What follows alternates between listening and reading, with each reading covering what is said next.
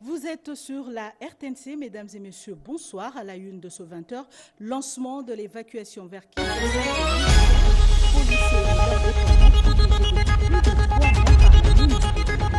Le premier lot est arrivé ce vendredi dans la capitale, accueilli par la première ministre Judith Suminwa. Encore une nouveauté dans le monde scientifique pour bien célébrer la fête du travail, l'apparition de l'ouvrage du droit syndical congolais, principes, procédures et pratiques.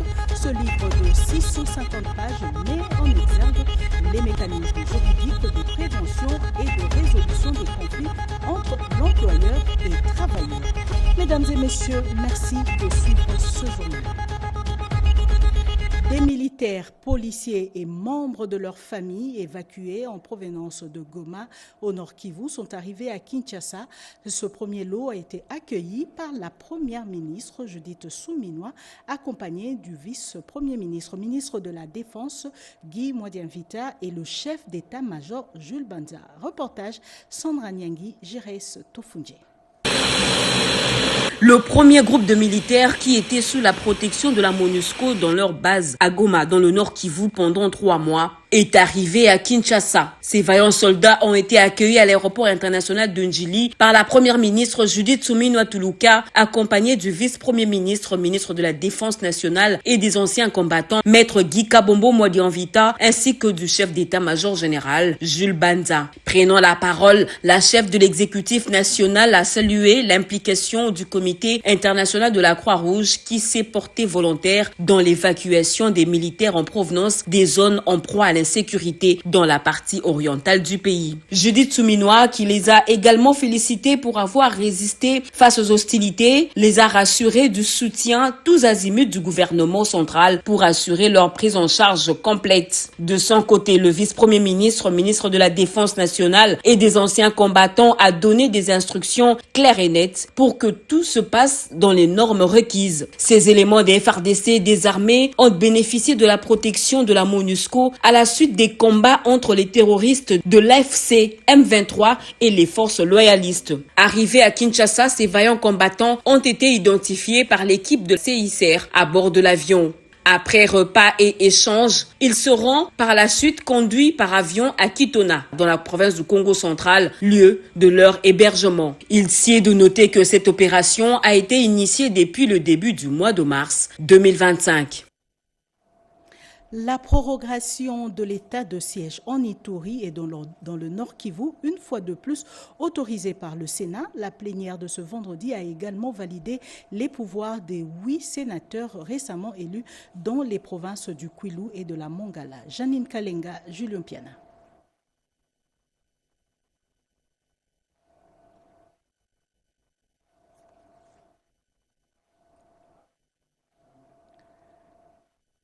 Je disais que la prorogation de l'état de siège en Ituri et dans le Nord Kivu, une fois de plus autorisée par le Sénat, la plénière de ce vendredi a également validé les pouvoirs des 8 sénateurs récemment élus dans les provinces du Kwilu et de la Mongala.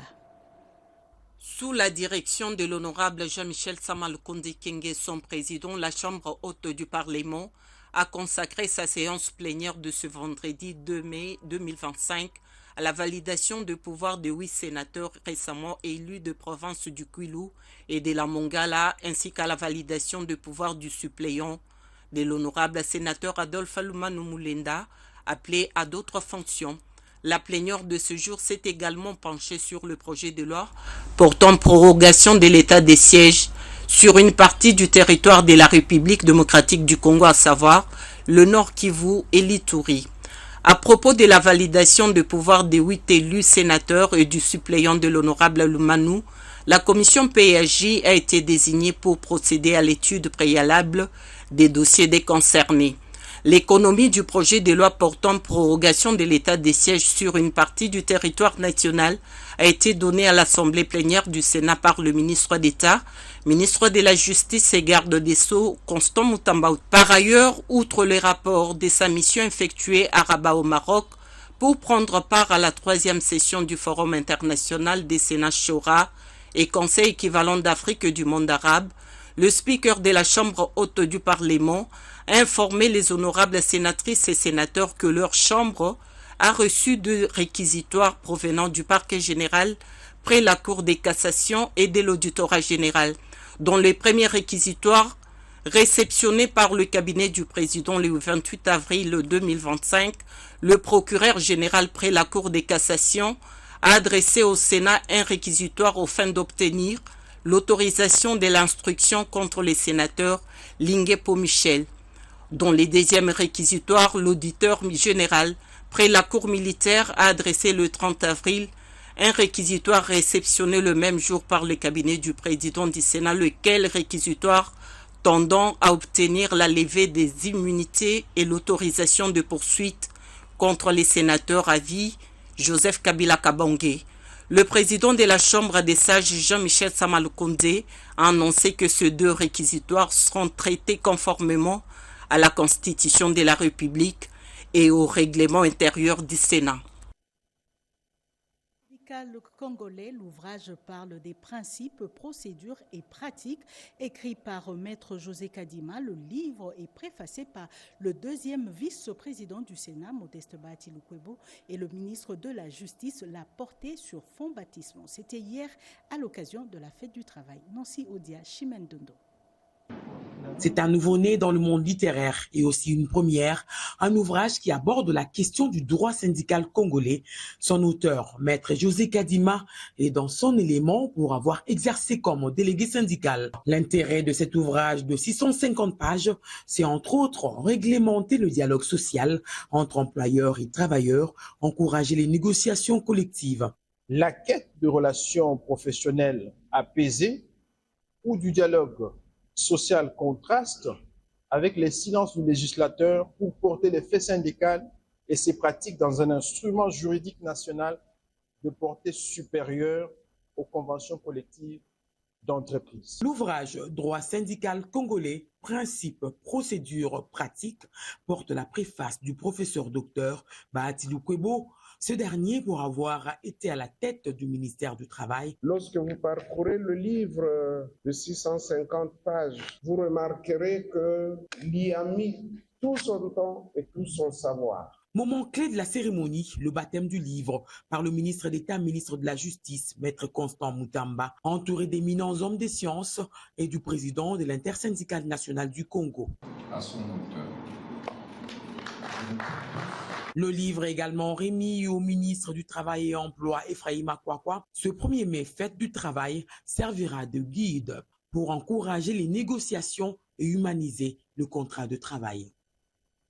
Le deal minier proposé par le président de la République aux États-Unis d'Amérique trouve écho favorable auprès de la diaspora vivant aux États-Unis. Patrick Kabeya, expert international dans la lutte contre le terrorisme et le blanchiment des capitaux, s'exprime. Il est au micro de Edi Chala. Nous sommes en guerre pendant plus d'une trentaine d'années et aujourd'hui, les deals entre guillemets, qui va se passer entre la République démocratique du Congo et les États-Unis d'Amérique sous l'administration de Donald Trump. C'est une très très bonne initiative. D'ailleurs, nous en faisons partie, c'est-à-dire les Congolais ont pris l'initiative d'accompagner le chef de l'État dans ces deals parce que nos frontières doivent être sécurisées et si un pays voisin ou si un pays autre que nos pays voisins pense nous accompagner, où est le mal? Nous qui avons vécu aux États-Unis et puis travaillé dans des différentes administrations américaines, nous nous sommes constitués justement pour accompagner les chefs de l'État, c'est-à-dire nous allons entrer après les chefs ou avant lui, nous rassurer que le tapis est très bien roulé. La RDC ne brade pas les minéraux, d'abord c'est faux. Ce sont des chantages. Nous, les Congolais de la diaspora, nous avons des entrées aux États-Unis et sur ces cas, nous accompagnerons notre président. En ce qui concerne ces deals, on balaye la cour et le président a décidé cette fois-ci d'accompagner ses idées à travers cette signature. Et nous, Congolais, nous allons accompagner notre chef de l'État et nous rassurer que les chefs obtiennent gain de cause dans cette signature. Et ça sera gagnant-gagnant. Nous lui faisons confiance et nous savons qu'il ne va pas mélanger les torchons et les serviettes. La paix sociale et la redynamisation des services à l'Office congolais de contrôle. Ce sujet était au cœur de la rencontre entre le ministre du Commerce extérieur, les agents et cadres de l'OCC. Bobo Mokondi.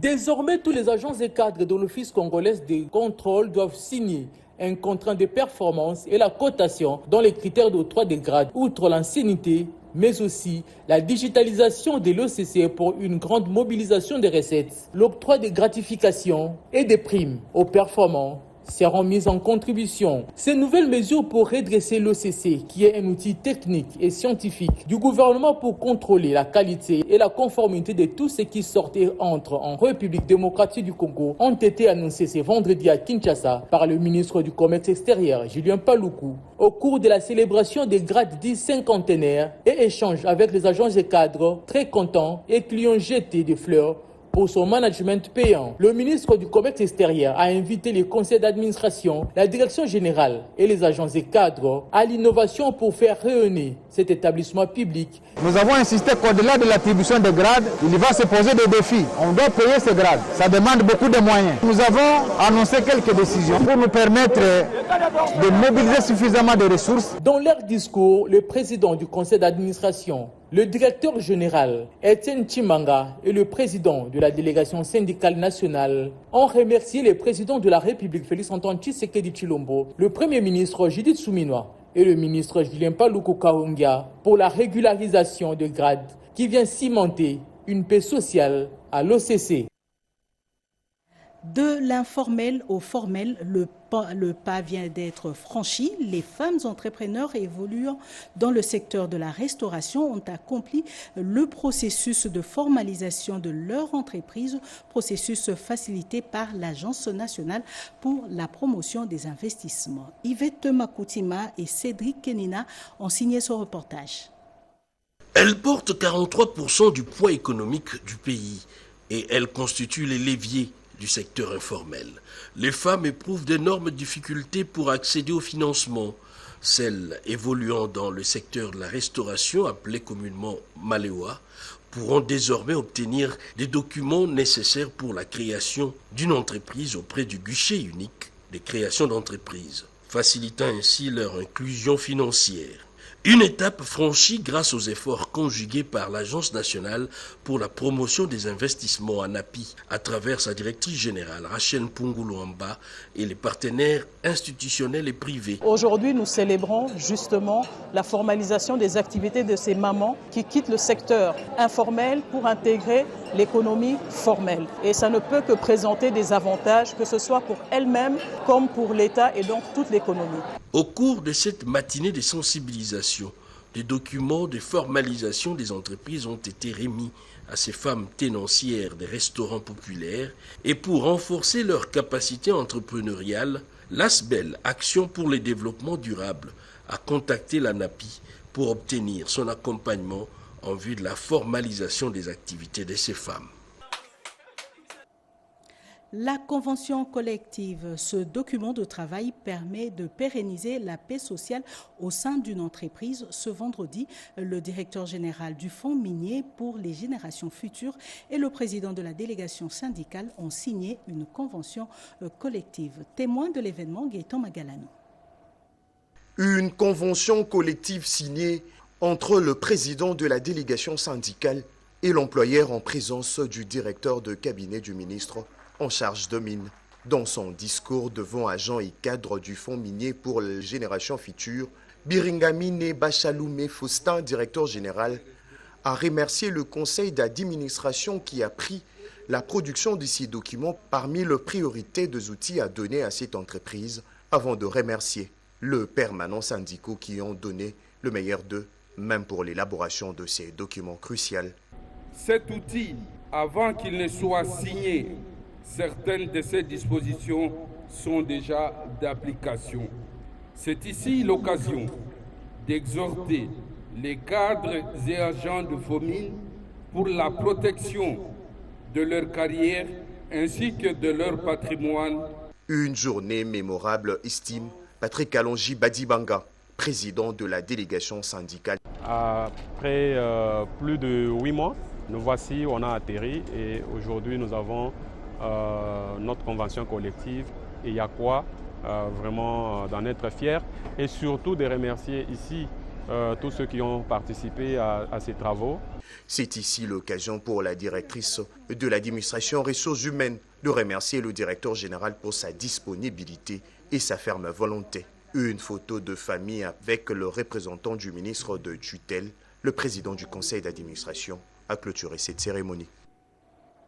Encore des fortes pluies qui ont endommagé certaines infrastructures dans la commune de Ngaliema. Les érosions sur le site ont gagné de l'espace. L'autorité municipale est arrivée sur place pour s'en rendre compte. Cédric Enina.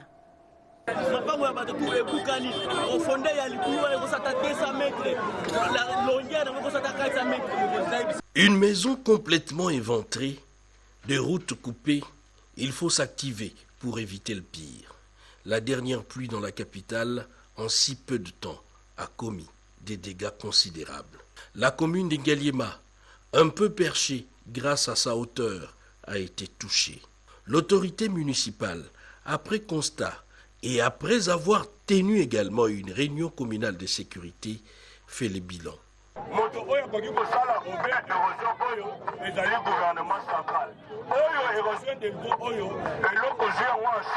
Ces érosions, c'est dans les compétences du gouvernement central. Les travaux s'estompent chaque fois. Nous devons nous impliquer pour y mettre fin définitivement.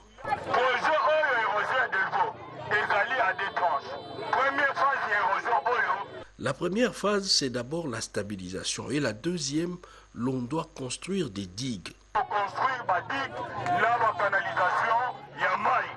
Un appel est donc lancé pour une accélération des travaux sur les sites érosifs et anticiper, naturellement, en colmatant le brèche.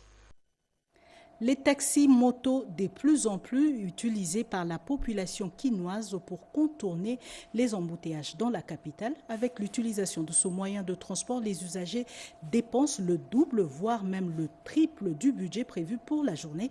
Un appel est lancé aux autorités afin de réguler le tarif. Kinshasa et ses embouteillages, un cliché devenu le quotidien de Quinoises et Quinois. Une situation qui a pour effet d'entraînement la difficulté ou encore rareté de transport en commun, d'autant plus que toute le voie obstruée à quelque chose, malheur et beau. Cette situation fait par contre le bonheur de taxi-moto qui s'élance très souvent dans la surenchère.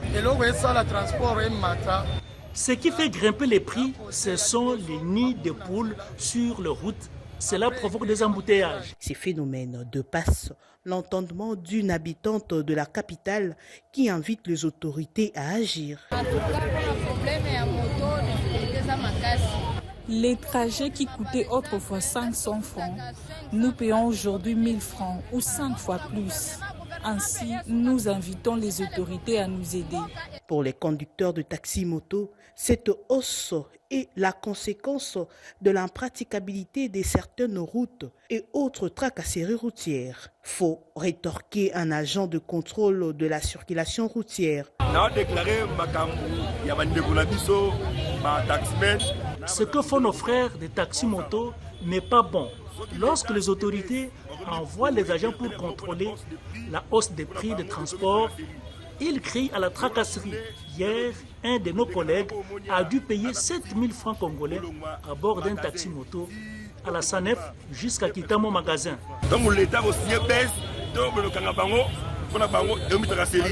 Cette course effrénée s'explique aussi sur d'autres par la forte somme à reverser aux propriétaires de ces engins à 2 ou 3 roues par le mototaxi.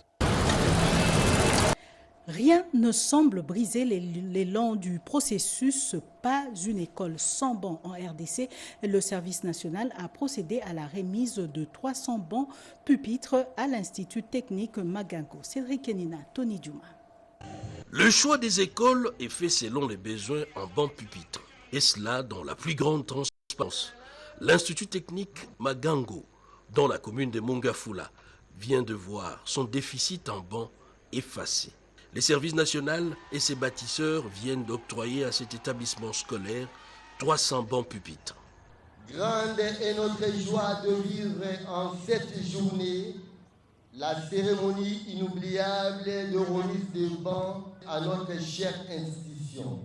Ces baptiseurs de la nation, autrefois appelés Koulouna, ce qui constitue une joie et une interpellation pour nous à terre de l'éducation.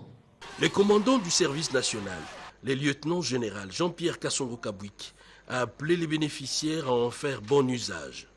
Notre souhait, qui est aussi le souhait du chef de l'État, Son Excellence Félix Antoine Tshisekedi Tshilombo, est de voir ce banc être utilisé avec responsabilité afin qu'il puisse servir le plus longtemps possible. La cérémonie finie, les convois mettent les caps sur d'autres horizons, du moins d'autres écoles et universités, pour participer à l'amélioration des conditions d'apprentissage des élèves et étudiants. Le Haut-Katanga vient de remporter la finale de la 2e édition de la compétition nationale de robotique. Kinshasa, Mbanza-Ngungu et Lubumbashi se sont affrontés durant plusieurs semaines, événement soutenu par l'autorité des régulations des postes et télécommunications du Congo. Keren Kankolongo, Guy Matundu pour d'autres détails.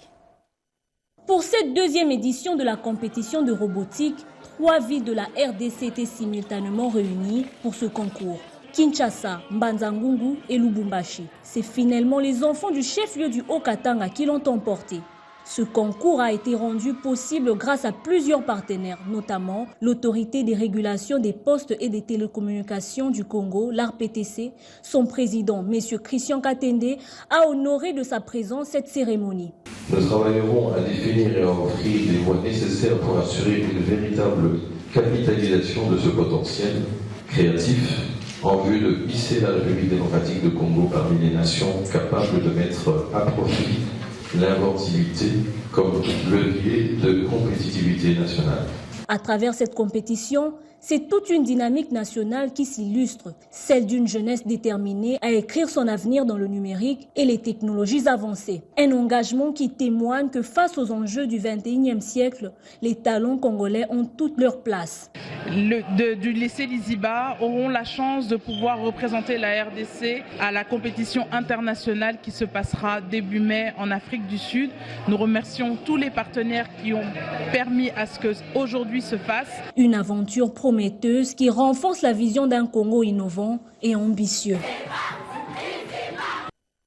Récupération des œuvres d'art congolais, la ministre de la Culture, Yolande Elébé, durant son séjour à Bruxelles, a relancé un dialogue avec le Musée royal d'Afrique centrale de Tervuren. Entre visites symboliques des collections et discussions à huis clos, cette rencontre marque une étape dans la coopération culturelle entre la RDC et la Belgique. Reportage.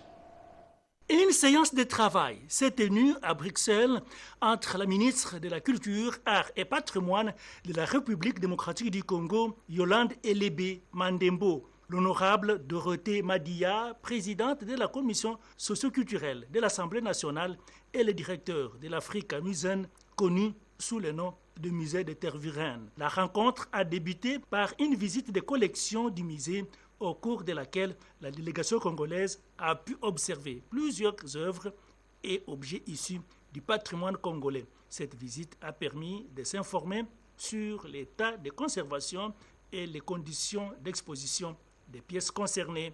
Un moment particulièrement symbolique qui a servi de découverte de la salle consacrée à la rumba, aujourd'hui inscrite au patrimoine culturel immatériel de l'humanité par l'UNESCO. Ce passage a rappelé la portée universelle de cette musique emblématique de deux Congos. Un échange à huis clos a suivi, portant principalement sur la relance du dossier relatif au rapatriement des œuvres d'art congolaises. La ministre a réaffirmé l'engagement du gouvernement congolais à faire avancer ce processus dans un esprit de dialogue et de coopération entre institutions. Femmes et santé a tenu ce vendredi à Kinshasa sa 3e édition. Cette structure regroupe les étudiants de différentes universités de Kinshasa. Mami Ilela, Siande Maka. La 3e édition de la conférence organisée par la structure Femmes et Santé a réuni plusieurs femmes leaders autour d'un thème d'actualité, voix des femmes, résilience et patriotisme en période hostile en RDC. Une rencontre enrichissante tenue devant un public étudiant attentif venu écouter des expériences inspirantes. Des femmes d'influence issues des domaines de santé, de l'entrepreneuriat, de l'éducation sexuelle et des médias ont partagé leur vécu, soulignant le rôle clé de la femme, la préservation des valeurs républicaines, même en période de crise. L'impact du journalisme dans un contexte de conflit a également été mis en lumière, démontrant le pouvoir de la parole et de l'information dans la reconstruction sociale. La séance s'est clôturée par une remise des trophées à plusieurs intervenantes, dont Mme Sylvie Elengue Niembo, directrice générale de la RTNC, représentée par l'occasion par Mme Mami Ilela. La coordonnatrice de cette structure, Femmes et Santé, Mme Mariam Poutou, explique le sens de cette activité. La structure Femmes et Santé estudiantine a voulu réunir les étudiants des différentes universités pour mettre en question tout ce qui se passe et pour voir dans quelle mesure est-ce que les étudiantes pourraient à leur niveau apporter leur voix, mais aussi leurs pensées et aussi quelques idées pour voir comment est-ce qu'on pourrait accompagner la vision du chef de l'État et aussi le développement de la jeunesse dans tout ce qu'il fait. Il a été constaté un faible investissement dans la production d'eau potable en milieu rural. C'est dans ce cadre que les acteurs étatiques ont été formés sur la feuille de route des actions à mener sur le droit d'accès à l'eau potable en RDC en général et le Grand Équateur en particulier. C'est un reportage commenté par Chimène Dondo. Pendant 2 jours, les acteurs étatiques et ceux de la société civile évoluant dans les secteurs de l'eau se sont réunis dans la salle Garamba de l'immeuble du gouvernement pour élaborer une feuille de route des actions de plaidoyer à mener sur le droit accès à l'eau potable dans les 5 provinces du Grand Équateur démembrées. Il s'observe un contraste entre la libération du secteur de l'eau et la faible investissement dans le produit de l'eau potable en milieu rural. Le monde entier le dit et nous tous, nous le savons, que la RDC a la réserve mondiale de l'eau et que la contribution de nous tous serait importante pour que les eaux tous de la République démocratique du Congo puissent être protégées d'une manière durable et que les communautés locales et peuples autochtones continuent à préserver et à garder cette eau pour qu'après ou demain et que les générations futures puissent les trouver. La ressource en eau a une loi particulière et nous voulons ensemble examiner quel est le parcours de cette loi à ces jours, 10 ans après. Mesure d'application, le Centre des technologies innovatrices et développement durable a produit et présenté un document évaluant sur la problématique d'eau douce et la situation des écosystèmes des espèces halieutiques et aquatiques. Et puis, un lot important des équipements médicaux, des vivres et non-vivres remis aux blessés de guerre internés au camp Kokolo et au camp Tchachi, dont de Maman Marthe Kassalu-Tshisekedi. Rodépanda. Cette action de solidarité de la Fondation Maman Marthe Kassalu-Tshisekedi en faveur des FARDC et les patriotes Ouazalendo vient de répondre à l'appel lancé par le chef de l'État Félix Tshisekedi d'appuyer l'effort de guerre. 2 hôpitaux militaires qui ont été ciblés, à savoir l'hôpital de la garde républicaine du camp lieutenant-colonel Tchachi et l'hôpital camp-colonel Kokolo. L'équipe de membres de cette association envoyée par Maman Marthe Kassalu a apporté à ces soldats un lot consistant des équipements médicaux et autres biens composés de vivres et non-vivres. Maman Marthe Kassalu, qui est la présidente d'Afrique, nous a envoyé vous remettre ce don. Comme vous recevez beaucoup de malades, leur faciliter la tâche, le soin. Pour le docteur colonel Mbouyou François et les familles des militaires du camp Kokolo qui en sont les bénéficiaires, ce geste est une réponse appropriée au moment indiqué. Je voudrais vous dire merci et à travers vous, Maman Marthe Kassalu-Tshisekedi, pour sa proximité avec la population militaire. Vous avez apporté textuellement ce dont on a besoin en ce moment. Avec cette action, à travers l'ASBEL AFEPRO, Maman Marthe Kassalu-Tshisekedi reconnaît les sacrifices de nos vaillants soldats pour la défense de l'intégrité de la patrie. Sachez qu'il se tiendra du 21 au 22 août 2025 à Kinshasa une conférence sur la paix, une rencontre qui aura pour objectif d'implorer la grâce divine pour la paix dans la région des Grands Lacs. Autre détail avec Chimène Dondo. C'est un moment unique de rencontre transformationnelle, de l'écoute de messages inspirants et de l'expérimentation de la puissance divine. Le stade Tata Raphaël va accueillir du 21 au 22 août prochain une grande conférence biblique qui réunira deux grands serviteurs des dieux, le prophète David Owoy et le révérend David Oulangui. Le prophète David Owoy qui vient pour bénir la RDC. Il vient parce qu'il a un mandat divin pour la RDC. Nous les hommes, on n'a pas prévu cela, mais Dieu avait prévu et il a accepté de venir nous bénir à travers la grâce qu'il a. Voilà pourquoi j'invite tous les serviteurs de Dieu, de la ville de Kinshasa, de la RDC, de l'Afrique, ceux qui sont proches de notre pays, à venir très nombreux ce 21 et 22 août 2025 dans la grande salle de conférence du stade Tata Raphaël où nous serons tous ensemble là pour écouter les oracles, le message du temps du soir qu'il a reçu par révélation pour bénir les serviteurs de Dieu. Et du 23 au 24, nous serons au stade Tata Raphaël pour la grande croisade où la puissance du Saint-Esprit sera démontrée avec puissance pour des miracles, des prodiges, des oracles. Le prophète David Owoy, connu pour ses dons prophétiques et ses miracles, apportera le message de veille pour l'Église et la nation. Et le révérend David Oulangui, avec sa sagesse et son ministère de prédication, va certainement encourager et édifier les participants sur les œuvres de la foi. Et c'est la fin de ce journal rédigé par Gauthier Kiassi, réalisé par Patrick Kachala, sous la coordination de Mireille Ndeke. L'actualité continue sur notre site www.rtnc.cd. Retrouvez à 23h Serge Merlin Mata. Très bonne suite de programme sur la RTNC.